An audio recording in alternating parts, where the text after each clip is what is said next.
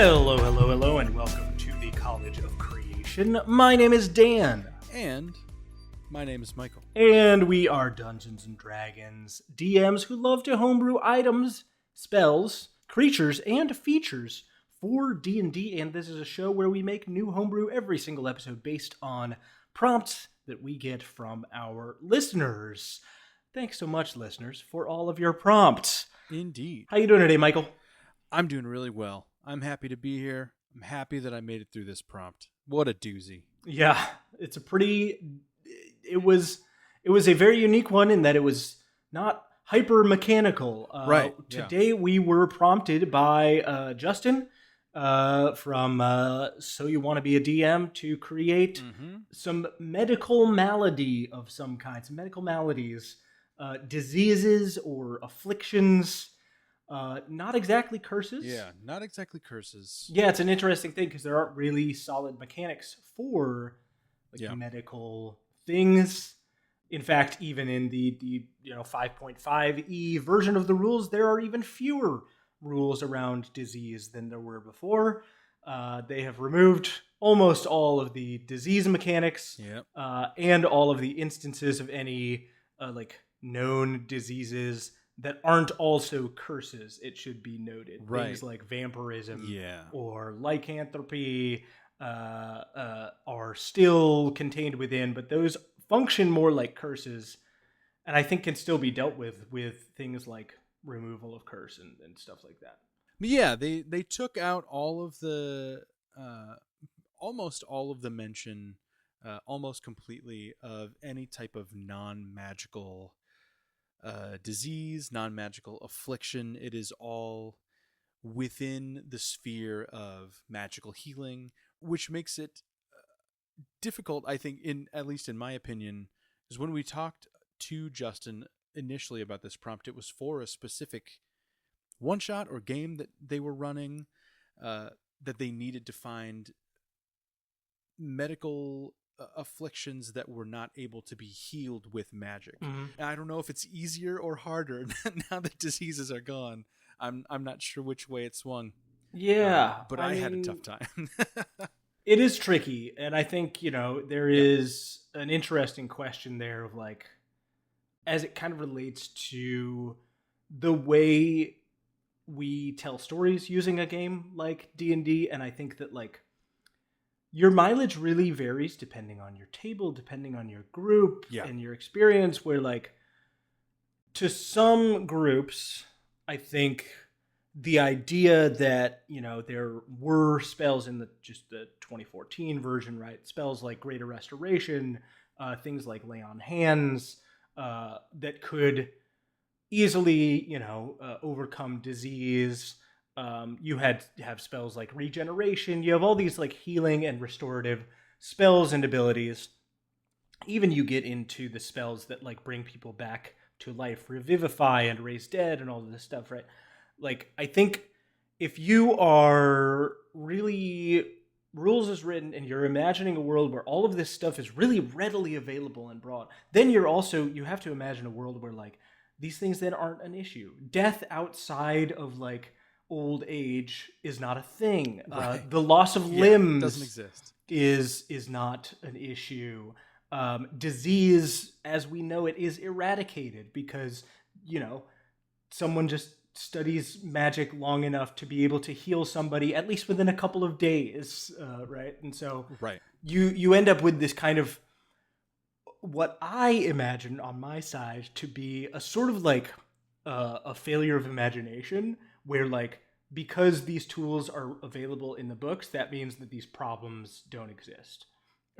Because you can fix them. Now, I tend to think of it from the opposite direction, which is that because these tools exist, then these problems must be ubiquitous enough and threatening enough that people feel the need to go to great lengths to create these magical avenues to circumvent them or to undo them in certain circumstances, which to me is why all of these things are so expensive in terms of their material cost and all of that stuff. Yeah, I think also there's a level of neutralization of non-important NPCs where obviously you have, your guides and your scouts and your experts and shopkeepers that your party will talk to and keep up with, but all of the other people, all of the commoners that you never truly meet, with the elimination of the thing that doesn't really affect your party but definitely can affect those people,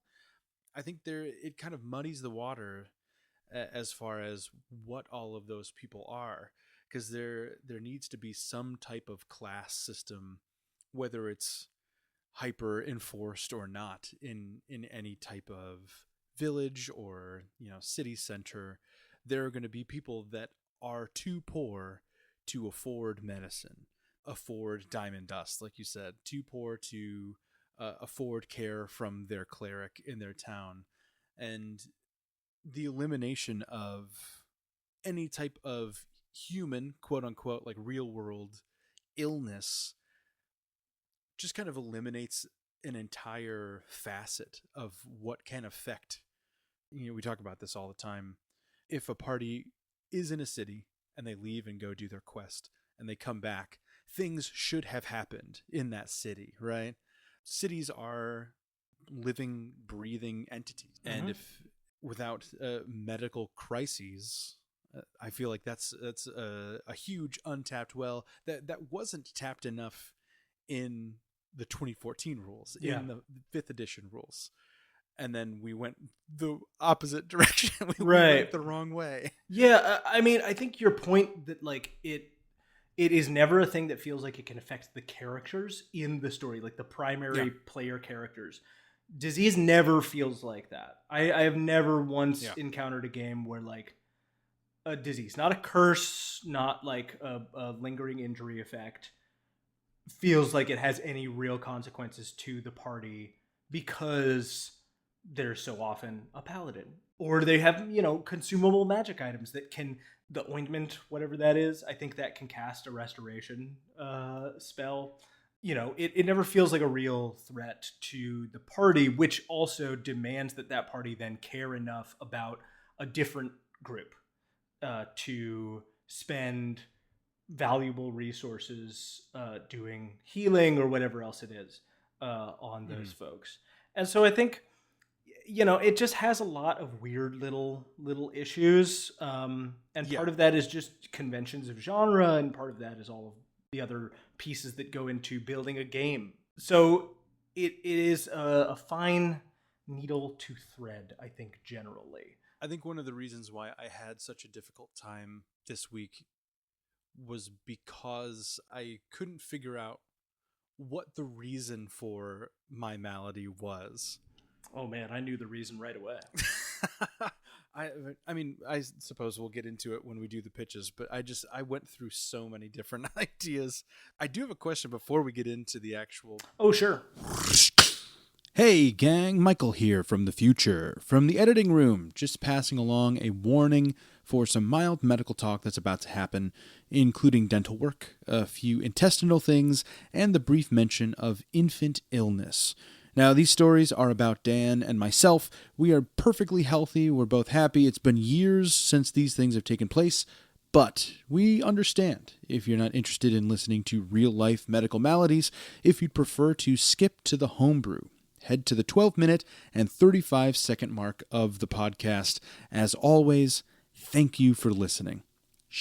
Have you ever had like a wild or crazy illness or like a health problem? Like my example is when I was really young, I fell down the stairs and I broke my collarbone.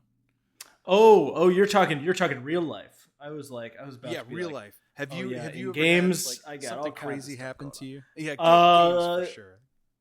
When I was like 3, I ran face first into a table and cracked my tooth, and I had to get my baby tooth extracted because it was like cracked and stuff. Oh no! And that tooth didn't come in for like 11 or 12 years because there was still a shard of the bone that was up there in the gums that was preventing the adult tooth from actually coming down. And when we finally were like, this tooth has got all of your other adult teeth have come in, like what's going on here?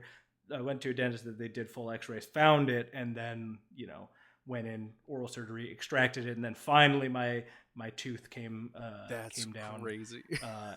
But I went for most of my elementary school life with missing one of my front teeth. Dang, that's crazy. Yeah. That's the type of story I want. Yeah, I mean, I think, what was it? It might have been a little shorter than that. I'm trying to remember. I think I was 13 when it finally came in. So yeah, maybe 10 years, I think.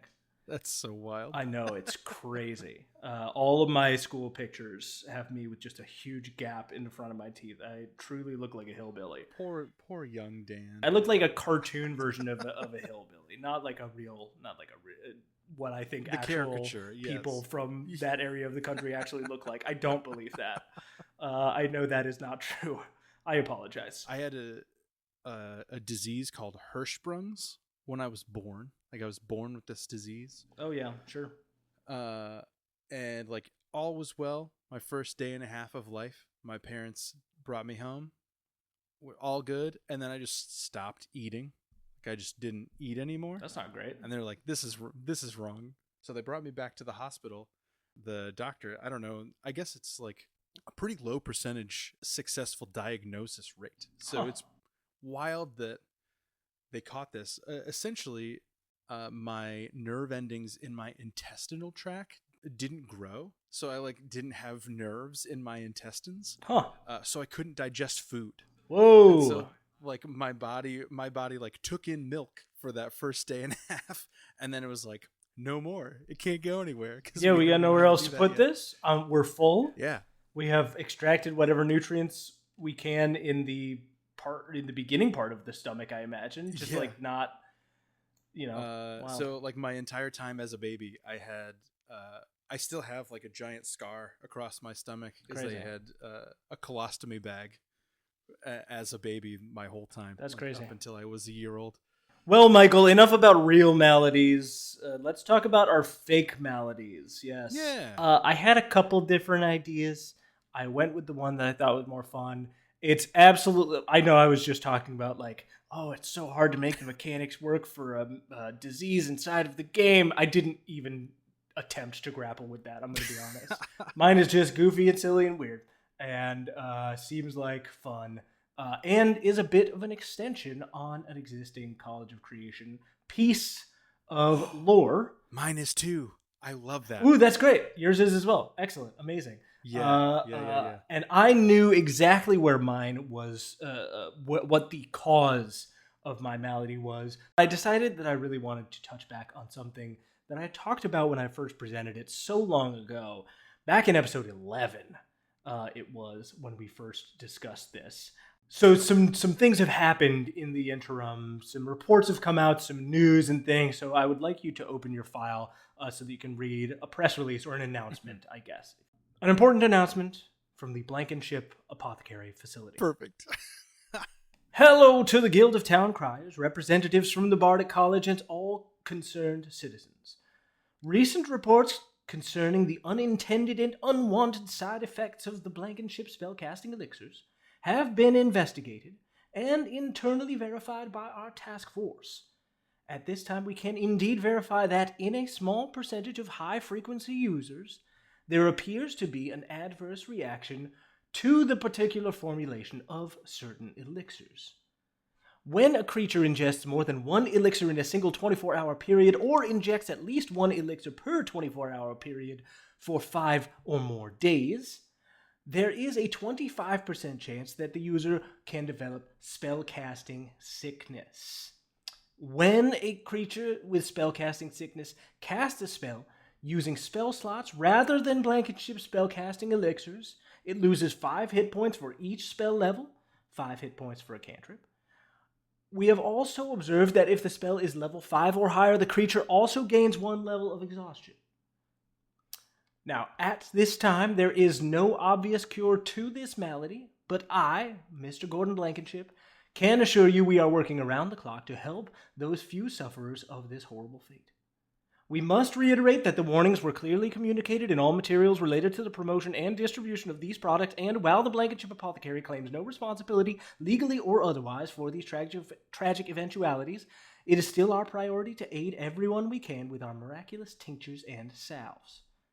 To that end, may I also introduce our newest curative, which seeks to, at the very least, ease the difficulty for those affected by these events and allow them to continue with their normal lives, feeling, in many cases, even more well equipped than before. Blankenship's remedial filters.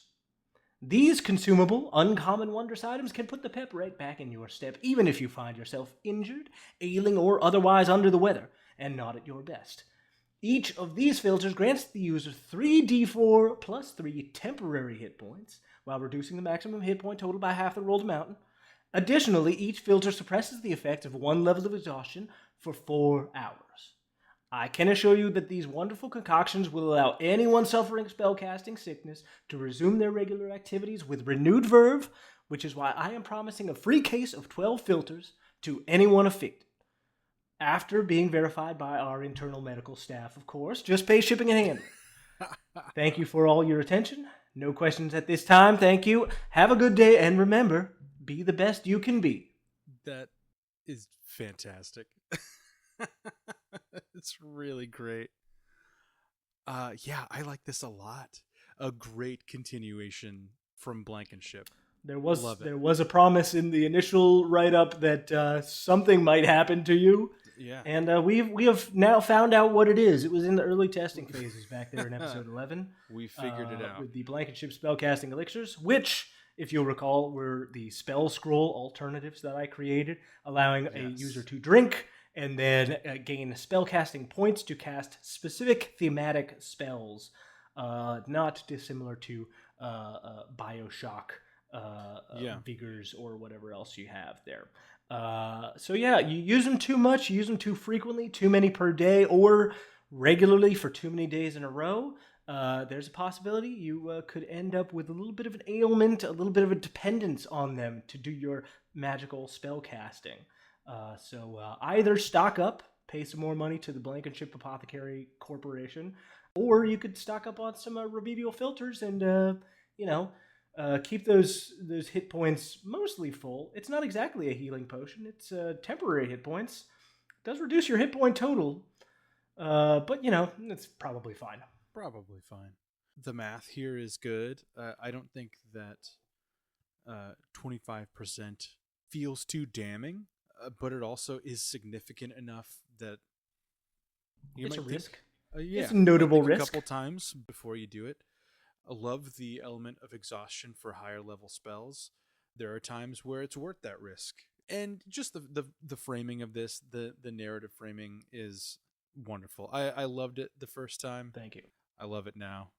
Really, really great stuff. Really great stuff. And I feel like this rolls into, I know we kind of, during that initial episode, we said, this would be perfect for, a dystopian type of deal, an afterworld type of setting. But this, I truly think this is so universal. It can be applied, even if you don't use those elixirs specifically or Blankenship's thing.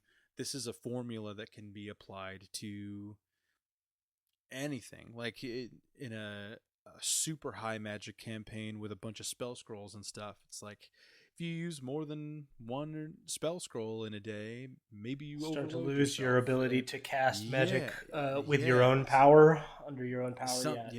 Relying too heavily on fry your nerves for a little bit. You can't do it. So I think this is a great framework. As I have praised you for before, you make great stuff that other people can homebrew on top of. Thanks. Also, I love the promise of a free case of 12 free filters. Anyone wanted. Oopsies. Please don't sue us. Please take these. Hey, they accept no responsibility. Honestly, let's be real. This is a sales pitch. So yeah, come on. If you can prove, or if we can decide that you have proved adequately that you have this, then we'll give you 12 of these. 12 is probably not going to be enough to get you by, though, really. So you'll be coming back to us for more, no doubt. For sure, for sure. Blankenship is a real huckster. I imagine him to be so, and yeah, I mean, he's always looking to make an extra dime off of somebody else's plight. So there you have it. I did think for a little while about like the mechanics of it and how they could be applied potentially to like something like overclocking. Like if you wanted to try and cast higher than you normally would be able to, if I could apply those same things. But I actually think that the better option is for that kind of thing is just to like if you wanted to build a quick homebrew overclock mechanic, make it so that after you attempted to overclock, successful or unsuccessful, you just can't cast spells other than cantrips on your next turn. Yeah. So I was like, it's boring. I'm gonna leave it out. Yeah. Wonderful. Yeah. How about you, Michael? What did you end up with today? Oh man, this episode was tough. I went through a bunch of different things. Thought maybe I would do a subclass modeled after maybe a doctor or some type of medical subclass, but I couldn't figure out what class I wanted it to be for. And so then I thought, well, the easy quote unquote, the easy thing to do there is just to make a new class that's a doctor, and all the subclasses are different specialties. And I was like, yeah, that's crazy. That's way more work. That's insane, Michael. That's too much work. So much work. That's not easier. I don't know why you're telling yourself that. Absolutely not easier. So then I erased everything in my document and basically from scratch, taking just one tiny piece of the thing that I had. So I said, what is the narrative behind this specific disease? If you would open your document, please, Dan. This is a Dan creation. This is meant to be the blueprint for many other things that could be made in the same vein. I call these reversal core materials, and today we're going to talk about one of them. Okay. Deep below the world's crust, compacted both by the weave and the forces of nature, a rare form of organic matter is produced. A blended creation, birthed from natural scientific occurrence and primal magic, reversal core materials have profound and intense properties. From the knowledge we've gathered, it seems these materials can reverse or nullify the effects of certain types of magic used above the world's surface. It is believed that many different types of reversal core materials exist within the depths of the world's core, though only one has been successfully recovered and tested. In its raw form, it's referred to as indigo ore, a tough, dark-colored stone named for the eerie, pearlescent shimmer it gives off when exposed to light. When broken down and reduced to its liquid state, known as sin sap, its properties can become much more potent. So what is indigo ore? I'll tell you. Please do. Documented uses of indigo ore are still quite scarce. That is due in part to the difficulty and danger involved in mining it, but also the volatile nature of the material itself. If a creature's bare skin comes in contact with indigo ore for more than one collective hour within a 24-hour period, weird how we both used that time frame also, I like it. It may develop cerulean husk, which is the disease in question here. The creature must make a DC 14 Constitution saving throw. On a failure, the process of petrification begins, starting at the point of contact on the creature's body. In 1d10 days, the creature will become petrified indefinitely and cannot be returned to their living form. The caves used in the early days of indigo ore harvesting are, to this day, replete with poor souls forever encased in stone. Those brave enough to handle indigo ore, however, have made a lucrative career in doing so. If combined in small enough amounts with other substances, its properties are significantly dulled. Oftentimes, it's used in this way while creating rings, pendants, or other fine jewelry sold at alarmingly high prices. Wearing indigo ore for aesthetics is a way to prove a wearer's uber-wealthy status. Indigo ore is also mixed at higher percentages with different metals in the forging of deadly weaponry. While indigo ore weapons can be safely touched by bare skin, they deal a specialized type of damage called core damage. Hit points lost to indigo ore weapons prove very difficult to recover, and in some cases are gone for good. So Mm. that's the Okay. storyline. That's the narrative here. And then I have some creations down here at the bottom. But first, what is core damage? Mm-hmm. How deep can we go with different explanations of things that I reference in this document? I like it. Hit points lost to core damage can't be healed using spells or magical effects other than wish. Okay. On a critical hit, a target's maximum hit point total is permanently reduced by 1d6, and that is after damage is dealt. So it's not Great. reduced more. We're not adding salt to the wound. We're going to skip over to the right here to the indigo ore weapon. This is an item tag here. It's any weapon. It is very rare. It requires attunement. The weapon deals core damage, first and foremost. And if a creature is reduced to 0 hit points by a strike from this weapon, it gains the petrified condition until it can be healed. Cool. Down below here, we have the item tag for Sin Sap, which is the liquid form of indigo ore. This is a poison. It's also very rare. A vial of Sin Sap contains 1d4 doses, about 1 ounce apiece. 1 dose can be used to coat 1 weapon or up to 3 pieces of ammunition. A creature that takes piercing or slashing damage from the poisoned weapon or ammunition takes an extra 1d8 core damage. Once applied, the poison retains potency for 1 minute or until its damage is dealt, whichever comes first, which is typical topical poison stuff. Here is the specificity. If a creature ingests Sin Sap, they take 1d8 core damage per dose ingested. So you can pour your entire vial into someone's drink, on someone's food, I guess directly into their mouth if they're sleeping or something. You can do some pretty significant damage outside of combat, and they won't have any idea why they are not feeling better because they cannot magically regain their hit points. And the last creation down here is the antidote. It's called Core Nullifier. This is a very rare potion. Upon drinking a full dose of Core Nullifier, all of a creature's core damage can be healed by typical means. So this does not restore hit points. It just allows you to regain your core damage that you've taken. Consuming this potion halts and reverses the petrification effects of cerulean husk.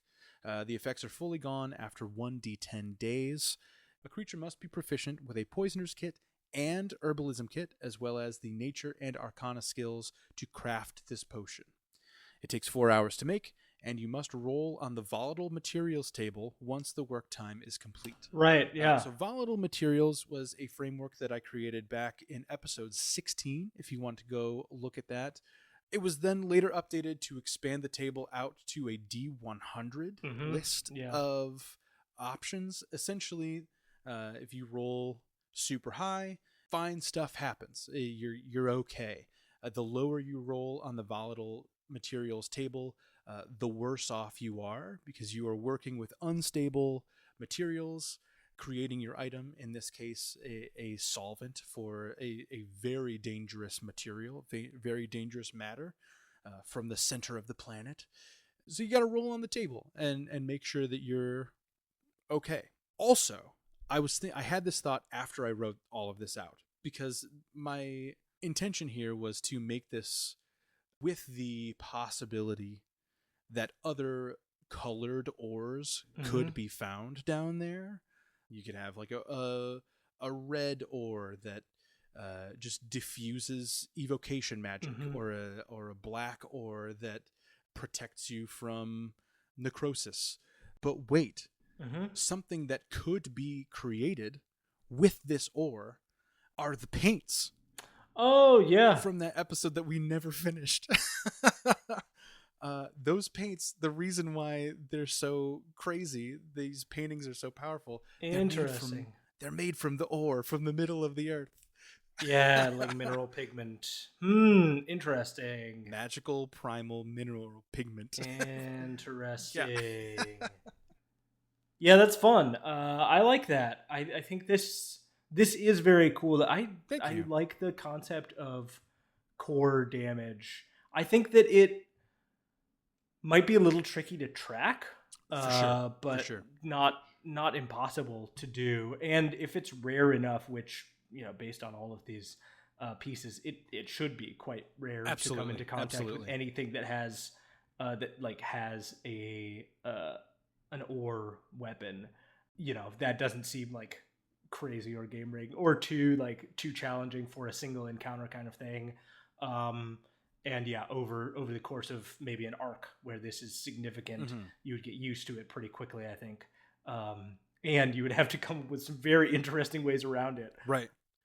At first, I couldn't figure out how this could spread. Like, if one person touches the thing and they go back and they start turning into a blue statue, and everybody's like, something's wrong with this guy. We should call our our adventurers to go help us out. But how does it become a mass problem? I wonder what the game balance would be if you've had this malady, if you have cerulean husk for enough days and enough of your body has become petrified and you're just like Mm-hmm. bedbound, waiting to totally be petrified or be saved.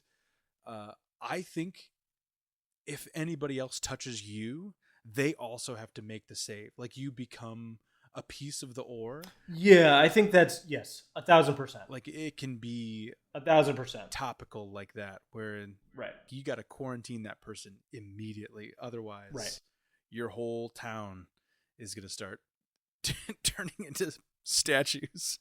Yeah, it could develop really quickly. I mean, it would also be just so fun and cool to like, in a cavern in the Underdark or whatever, like stumble upon like an underground uh settlement that like was overtaken by this. Hmm. Your party is like trying to figure out if is this a basilisk, is this Medusa, like what is happening here. Right, right. It definitely feels like it, but then with no threat there, and then maybe signs of other possibilities of what might be going on here. I think that could be really really fun and interesting.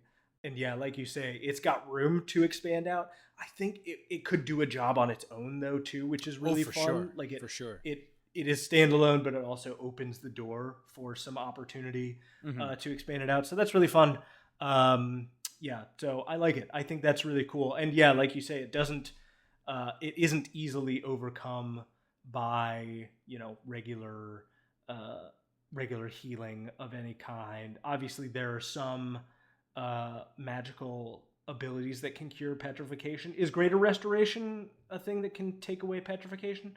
It's certainly not lesser restoration. You have to be pretty high level to make that Right. happen. If you come into contact with anything that does have one of these weapons, for some reason, an enemy or whatever it is, it changes the equation for your frontliners significantly. You For don't sure. necessarily want to soak that damage because you can't get it back necessarily. So suddenly your higher AC, more dash in, get out kind of have to become like your heavy damage dealers, and Right, some of your right. people who are not used to being outside of the fray have to play it a little safer. I think that changes Hmm. the dynamic for how the problem is solved in a Right. combat scenario very much too. um And I think there's a world in which it depends on table dynamic and the decision of your GM and a few other variables. But I think there are some references in the rules that could allude to healing potions not being inherently magical. I think if you work with your DM, yeah. you could probably figure out a way to just say these healing potions are just herbal. I gathered all my herbal ingredients and I have specialization with my herbalism kit. I made this healing potion. It is not magic. Yeah. And I think I would let that pass. But also, there are plenty of references in source books that say potions are definitely magical. Like they're Yeah, certainly full of magic. I don't think it's broken if they are magical and you stick to that hard, because there are other ways in the game to heal people without magic Yeah, abilities, right? Uh, there's hit dice, of course, which would not be affected here. But if you've got the healer feat and a healer's kit, you can dole out non-magical healing in roughly not huge amounts, but some.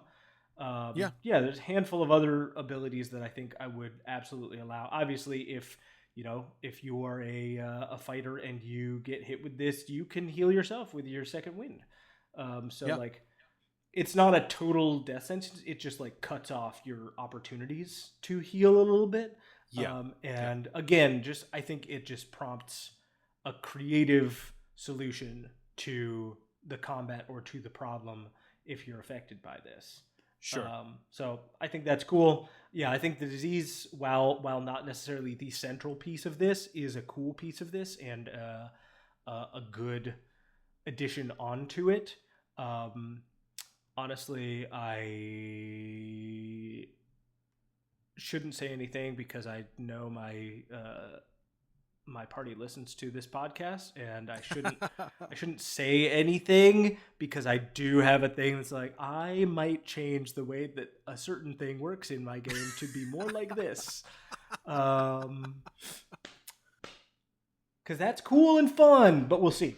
Yeah, I mean, I think that it's all around very neat. I'm gonna have to start thinking of other core materials. Yeah. I agree 100%. I agree Yeah, it's 100%. fun though. Well, Michael, shall we roll for what we're going to make next time? I think it is high time to roll for what we're going to make next Let's time. do it. I will pull up our big list of homebrew prompts. If you have a prompt you would like to hear us make on the show, please send it to us.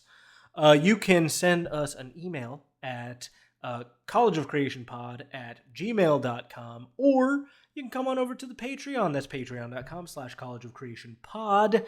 And you can join at the free tier. You can see every single thing we have ever made in PDF form.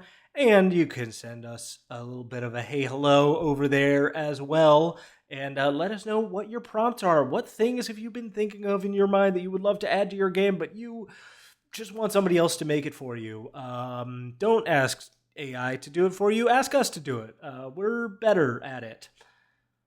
That's all I have to say. Michael, what are we what are we making? We are better at it than AI by a long margin. I would say so. That is a natural 20 tonight. Ooh. Dan, I can't remember the last time we rolled a 20. All right, our good friend John Steele is back with a subclass, a dubstep subclass. A dubstep subclass. Dubstep subclass. Dubstep, not a particularly not an in vogue style of music, I wouldn't say. A bit a bit of an older electronic music style. But hey, you gotta stick with the classics. You know, are you a dubstep guy, Michael? You don't strike me as a dubstep guy. Peek behind the curtain for an extension of things that I'm nerdy about. I was in an a cappella group in college, and Yep, that seems right. Yeah, we did a medley of songs that included the AWOL Nation hit "Sail." We studied some dubstep for a while to get that type of sound. So that's my extent. So I was into dubstep super intensely for like 6 months to try and figure out how to adapt it to pop acapella. Fair enough. Fair enough. It's not my preferred electronic genre. I will be honest. Certainly not subtle. Certainly not a subtle genre of music. Yeah, I am much more likely to go with some classic deep house. There's a bunch of artists these days working in like modern like Latin deep house that I really enjoy. I like jungle. Jungle is fun. Yeah, some jungle, some industrial. I like some tech. industrial. Yeah. I like some drum and bass. I think we've talked about that before. We have similar tastes in music, right? In general, we do, yeah. I think. But I'll be interested to see what classes we choose for this. It feels like there's one. It's sort of the obvious pick here. I will not be making a bard. I had a feeling that was a rule you were going to put for yourself, is that we're not doing a bard. And you know what? I haven't made a bard for the show yet. It's one of, I think, 2 classes that I have not made something for. Bard and cleric. So maybe I'll try and make a cleric. I don't know.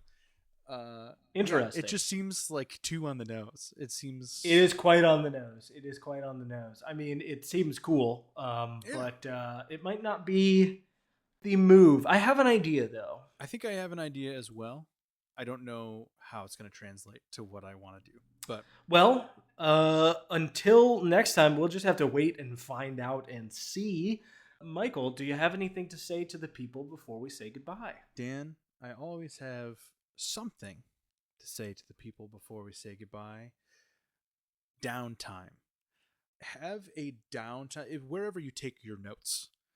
I take very light notes as a GM, but one of the things that I have in my notebook is a downtime section. I have a specific section that I reserve for downtime, for things that the party asks about, things that the party wants to know more about, or maybe the party makes a check to figure something out and they roll pretty low.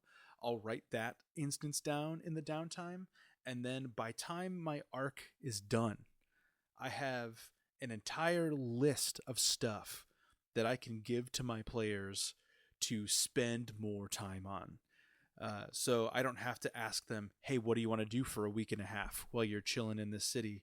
I already have a list of things that they were actively interested in, and whether they want to play them out in role play or not, I can say, hey, that thing that you checked and kind of missed the mark on 6 sessions ago or a week ago in game time, now you have time to go back and go to the library and figure that out.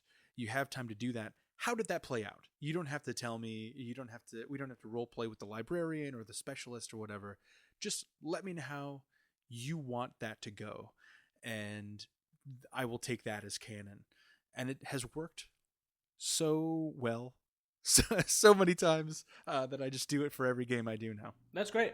Yeah, I like that a lot. It's like making a little list in your phone for like gift ideas so that when you think of them, Yeah, you have them. yeah, And then you don't have to think of all of your gifts right before Christmas is coming around. You've already thought of them throughout the year. It's like that, but for the gifts you give your players in downtime. exactly. Yeah, I always call it my future Michael list. It's like That's good. me in the future is really gonna thank me. Gonna Right be now. really happy that you did Yeah, this. he's gonna be so happy. Yeah. Be kind to your future selves, folks. Make a list. Take care of your future Uh, selves. yeah. Well, Michael, so wonderful to speak with you, to create with you, and we'll do it again so soon. Everyone else, Absolutely. we'll talk to you on our next episode. In the meantime, go and listen to Kids on Jet Skis on So You Want to Be a DM. It features Yeah. me. I had so much fun. I've listened to the first episode. It's great. Go over there and watch or listen. YouTube. Twitch, YouTube, podcasts, all podcasts. Yeah. Check it out. Go to Spotify. Go to YouTube. Great go to group, Twitch. great game, and Yeah. Justin, as always, the master of ceremonies. Oh, they're so good. So, They're so good. anyway, until next time, listeners, goodbye. Goodbye.